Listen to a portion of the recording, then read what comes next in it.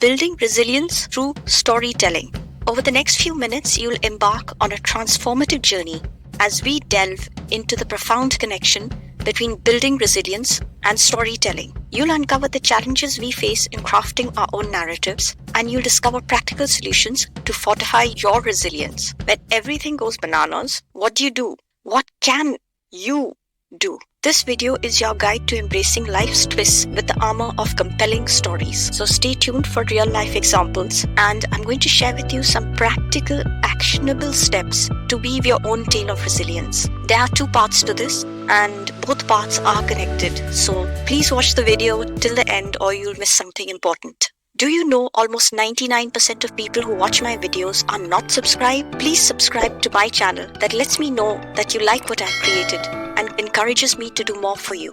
Now that you've done that, hopefully, let's get back to how we can build resilience. So, okay, we want to build resilience, but what is resilience? Very quickly, resilience quote from the American Psychological Association, which defines resilience as: resilience is the process and outcome of successfully adapting to difficult or challenging life experiences, especially through mental, emotional, and behavioral flexibility and adjustment to external and internal demands. So I'll read that again. Resilience is the process and outcome of successfully adapting to difficult or challenging life experiences, especially through mental, emotional, and behavioral flexibility and adjustment to external and internal demands. So they made a difference there between the external demands and internal demands, and the process and outcome of successfully adapting to these demands. So they go on to say that while there are a number of ways that individuals adapt to the world, predominant among them, the ways in which the individuals view and engage with the world. So that's what we will be focusing on in this video.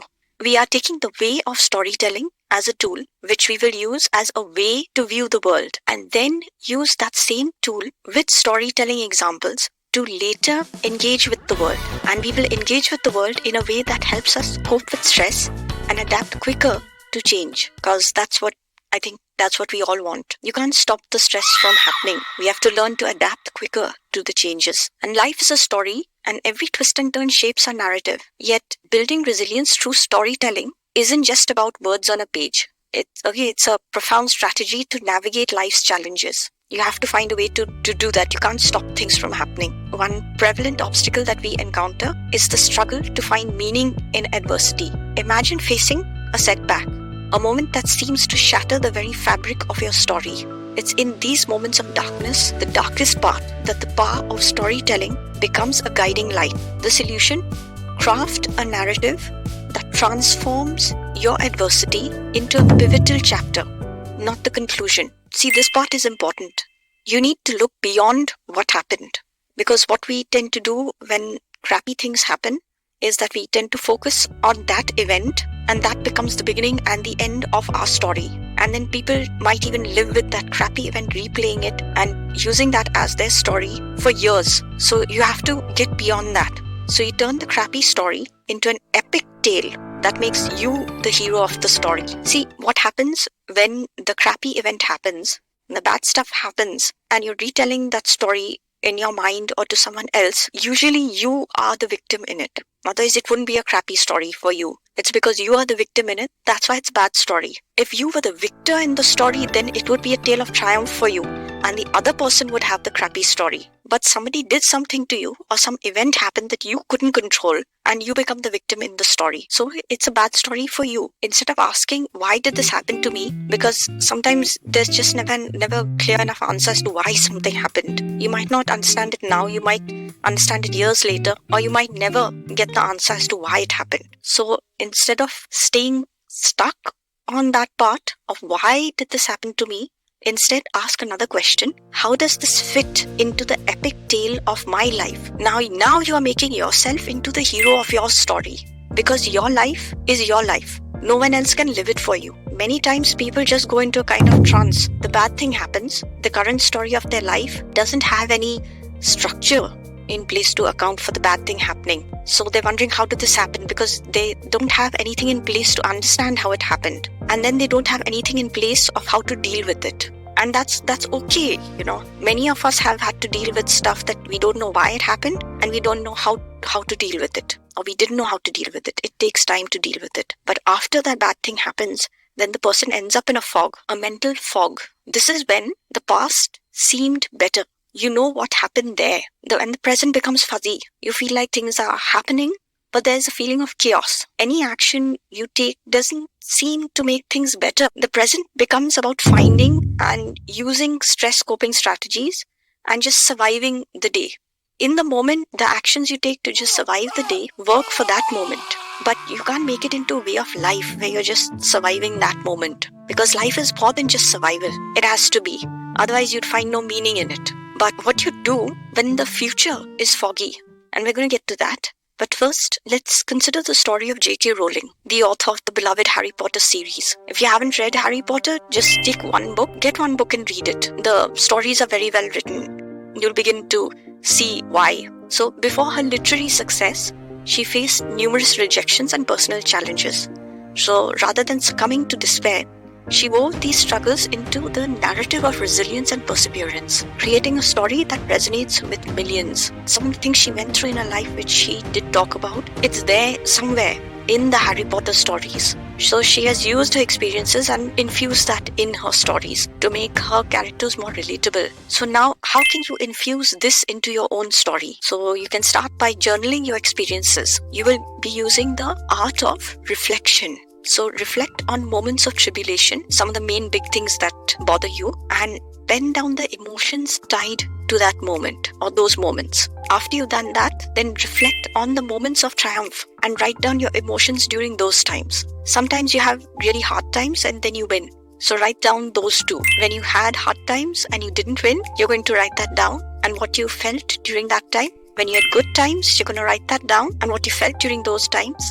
And when you had hard times and you won, you're going to write that down too and how you felt during those times. So journaling is part of having a growth mindset. Journaling is an important part of your self-discovery journey. So you're going to be writing down your losses, your wins, and the times when things were hard and yet you won. You write the easy wins and you write the difficult wins too. And you see how you've grown. So you look over what you've written in your journal and identify the themes that recur in your narrative. The strength, growth, resilience, and consciously emphasize them in your storytelling. See, we all get into habits where we tell a story in a certain way. The story of our lives in a certain way. What you're going to do now is take these things that you've written and start emphasizing the way that you have grown and the way that you have been resilient and the resiliency that you have shown, and retell those stories in a slightly different way, in the new way. Take the old story and rewrite it in a new way. These are now your own storytelling examples of how you have embraced change. You can always look at how others are embracing change, but the most benefit you will get is if you become aware of how you specifically embrace change. This makes your life your way, and you begin to learn something of how you operate. So I'll say this again. Look at all the places where you have shown strength and are embracing change. You can see how you are growing, and you use these themes when you tell yourself or others the stories of your life. This is your life, your way. So to bring this to life, integrate storytelling practices into your daily routine. So when you're thinking about it, start changing, play around with it and start changing the story that you tell and make yourself into the hero in it. And you can also share your experiences with friends or family, create a blog, or even start a podcast. The very act of verbalizing your story not only reinforces resilience within you, but also inspires others who may be facing similar challenges. So you then become an inspiration to someone else. To be clear, when I talk about living your life, your way, I'm not talking about you being a narcissist yourself. I'm talking about you leading a life where you do cooperate with others, but you are clear on navigating your life with your own values. A useful tip to craft compelling stories for your life transformation is, when you are writing your story, think of the people in your story as characters. Some people will enter your story for a short time and then they'll exit. These characters' paths can be thought of as chapters in your life transformation. Chapters. Listen, you're not the same person you were 15 years ago. You're not even the same person you were before the COVID event happened. That changed a lot of people, okay? You are going through these life transformations anyway. The point here is, are you building resilience through these? Are you willing to explore resiliency through these life events and become a person who is embracing change? Are you willing to do that? It's all about who you are becoming. So some people will enter your story, be there for a short time, and other people will enter your story and stay there for a long time, maybe for a large part of your life. And they will influence your story to a greater extent, simply because they're there in your life for a longer time. If these are people who are good for you, then you are lucky. If they're people who are there for a long term but are causing you some stress, then you will have to practice mindfulness to reduce your stress. So please consider storytelling as a part of your mindfulness practices. It's a subset of mindfulness practices. So as you implement these strategies, remember that storytelling is a tool for self-empowerment. And your story is unique, and its twists and turns contribute to the tapestry of resilience. So you embrace the narrative, celebrate the victories, and learn from the defeats. In doing so, you not only build resilience within yourself, but become a beacon of inspiration for others. You are leaning on your own story now, and not on what others are telling you your story should be. You are taking charge of your own story. So storytelling is a good tool to use within journaling. But what about the next part? Sometimes I get the question, what about having a positive mindset? Or how can I have a positive mindset? Or how can I use stories to have a positive mindset? Someone says, I'm so far gone that I'm afraid that it's too difficult for me to be positive now. That they find it difficult to be positive because things are just too bad. And I'm saying, don't be positive. Don't force yourself to be positive if you don't feel like it. When the story is bad in the current time, you can't force yourself to feel positive. If you're in the frame of mind where you see everything is dark and hopeless, there's no way that you can force yourself to tell a positive story about the bad stuff that has happened. Sometimes all you can do is write it out. See, it goes back to asking the question, why has this happened to me? Sometimes there is no answer why it happened. So you write it out and you tell it as you remember it. You're not going to lie to yourself. That's the good part about journaling. You're writing it for yourself. So you're not going to lie to yourself. You're not going to let some narcissist tell you what is true for you or not. You're not going to let someone else diminish your experience of the crap that happened. Devalue. Yes, that's the word I'm looking for. Devalue. They'll try and devalue you through saying that, oh, you're just imagining it, or it didn't happen that way. So you write down what you remember happening, and maybe even what people said or what happened, what actions happened. You are going to tell the story the way you saw it happen, the way you experienced it. It's about your experience. You won't let somebody else diminish it or diminish you, because that's what they're really trying to do. If it's a person that has done something, and then you'll use that story to empower yourself. How? After you write the story as you remember it happening, ask yourself these questions. Was there anything there that gave me a warning before it happened and I just didn't notice it? Or maybe somewhere where you did notice it and you didn't really pay much attention to it. There usually will be something that gives an indication, and sometimes you won't know, so don't beat yourself up about that. Another question is, what are my main 3 learnings from this story? What are the things I can do differently from now on that empower me? Is there any next step I can take today, right now, towards that empowerment? So write down that story now, even if it's just a vague dream. Even if it's a vague dream, once you put it down on paper, it will begin to become clearer to you. The vague form will start taking a clearer shape. So you're not quite sure what the dream is. Once you put it down on paper, it will become clearer to you. It'll be like one of those fluffy clouds starts taking better form then. My recommendation is to do this exercise every week. Pick a day. It could be Friday, Saturday, or Sunday. Journal at the end of the work week about what happened during the week and reflect on what you have written. Use the questions I've already given to you. They're really good questions. I use them too. The right questions can be very powerful tools to help you be resilient and develop evolving habits to cope with adversity, because this is what you want to develop. You want to develop habits that help you cope with stress and difficult situations. The habit of journaling and reflecting on what you have written will help you see and decide what new habits you need to develop, and it helps you be more resilient. The power of storytelling lies in its ability to shape our perception of challenges.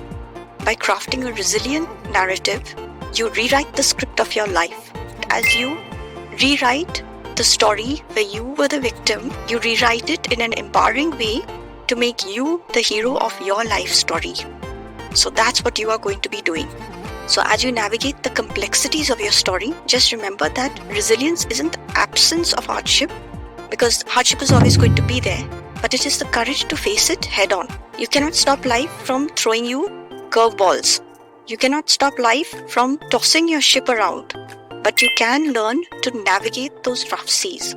You can learn to be more resilient. So if you resonated with the transformative power of storytelling, don't forget to hit that subscribe button. Share your own storytelling experiences and the impact it had on your resilience in the comments below.